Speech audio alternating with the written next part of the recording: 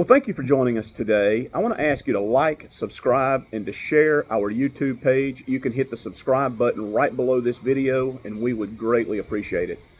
Today, I want to talk to you about the importance of living in the present. But I want to start out by sharing a story of my past, from my past. It was 1986. I was just coming into the military. I was at my first duty station in Florida. And me and a friend of mine, we went out on the town, and we had a good time that night, and we were coming back to the base, and we decided to stop at a local Waffle House. Well, we go into the Waffle House. Now, remember, this is 1986. There's no cell phones. Matter of fact, the phones then were usually on the wall. They were the rotary dial phones. We go into this Waffle House, and we order our food, and we notice on the other side of the restaurant that there's two young men, and they are thumping toothpicks into this older lady's hair that's sitting at a table next to them. And after about the second or third toothpick that lands in her hair, her husband, who was sitting right across from her, he gets up and he chews these two guys out. I mean, he tore into them. They ended up leaving the Waffle House, and we thought that was the end of, that argument. And about 15 or 20 minutes later, they pull back in. I see them get out of the car. They park right in the front of the Waffle House. They walk in the Waffle House. One of them pulls out a pistol. He shoots the rotary phone off the wall first. That was the first thing he did. And then he turned the pistol on this older gentleman, and he shot him. It killed him. And I can't tell you how frightened we were. Everyone in the Waffle House that night were up under their table. I mean, we didn't know whether it was a mass shooting. We didn't know what was going to happen next. Just as calmly as they had walked in, the two guys walked out, they got in their car, and they left. Well, I can't tell you how tragic and how traumatic that night was, not only for the family, but for everyone that was involved. We ended up probably waiting in that Waffle House, having to stay around the restaurant for 4 or 5 hours. Everyone had to give a report. The police were there. There was an investigation. They had it marked as a crime scene. I never will forget it. It was a terrible night.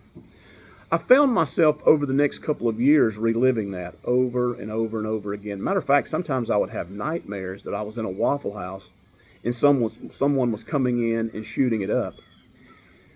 Several years later, I deployed for the first time, and over the course of my career in the military, I deployed several times. And there have been several times in my life where I've gotten stuck somewhere in the past. I've gotten stuck in some event that happened or some just terrible experience. And at other times, I've been consumed by the future. I mean, we know that we live in a day and age that where times are changing fast. Our world is changing right before our eyes. And yes, we've got cause to fret. We've got cause to be worried. I mean, there's a lot happening. But sometimes we can become consumed by our future. And I found myself, after becoming a chaplain, being stuck in the past, sometimes consumed by the future, and I realized that if I was going to experience joy and happiness, I had to live in the day. I had to live for the next 24 hours. I couldn't live for yesterday. I couldn't live for tomorrow. I couldn't live for 24 years down the road. I had to live for today. And let me tell you what happens. Sometimes we get stuck in some experience from the past, or maybe we get consumed by the future, and we miss what God's trying to do in our lives today. You know, the only way that you'll ever be happy, the only way that you'll ever experience true joy and happiness is if you're living for today. If you're looking to see what God is trying to do in you and through you. And we said on our last video that God has a purpose and a plan for every life. He's got a purpose and a plan for your life, and He's got a promise for your life. But if you're stuck in the past, or if you're consumed by the future, you are going to miss that purpose.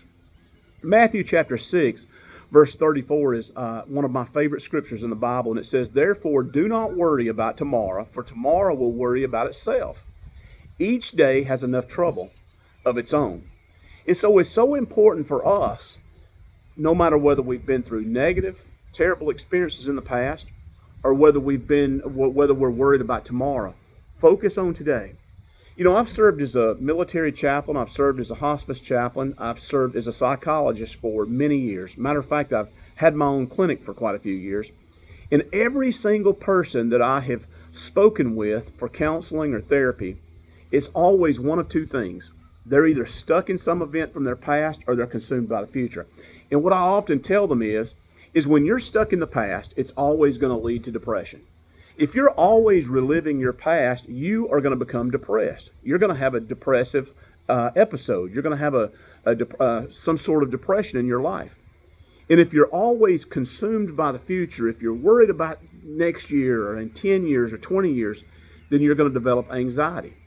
Living in the past develops depression. Living in the future develops anxiety.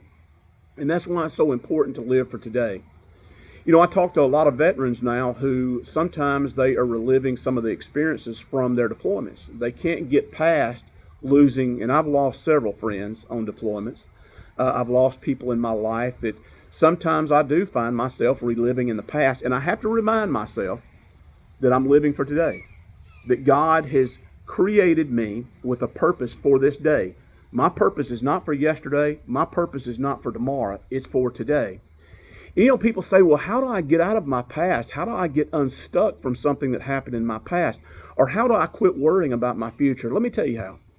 You've got to take whatever God has brought you through in the past, and you've got to allow Him to use it. And that usually means helping or blessing someone else. Now, let me give you an example. Say you've been through a terrible childhood. You've got to give that to God in your present, and then you've got to be willing to use it to help someone who may have been through a terrible childhood. As God blesses us, the Bible teaches us that we are called to bless others. We're called to go ye therefore. And so no matter what your past is, no matter what your past looks like, God can use it. All you got to do is give it to Him. And then you've got to be willing to step up and to step out and to share with others. Now, I'm not saying that you've got to go and share every dark secret about your past, but there are things in your past that God brought you through that you can reach people today. There are people today that only you can reach, and that's God's purpose for your life. God's purpose is, number one, that you worship Him and that you continue to develop a relationship with Him. But then, second of all, is to reach out, to love others, to help others. That's why the Bible says that the first and greatest commandment is to love the Lord your God with all your heart, with all your soul, and with all your mind. And the second commandment is just like it, and that's to love your neighbor as yourself. So as God blesses you, look for ways to bless others. Focus on this day, and I'll tell you, you'll see God show up in a mighty and amazing way in your life. God bless you. I hope you have a great week, and I'll see you on the next one. Bye-bye.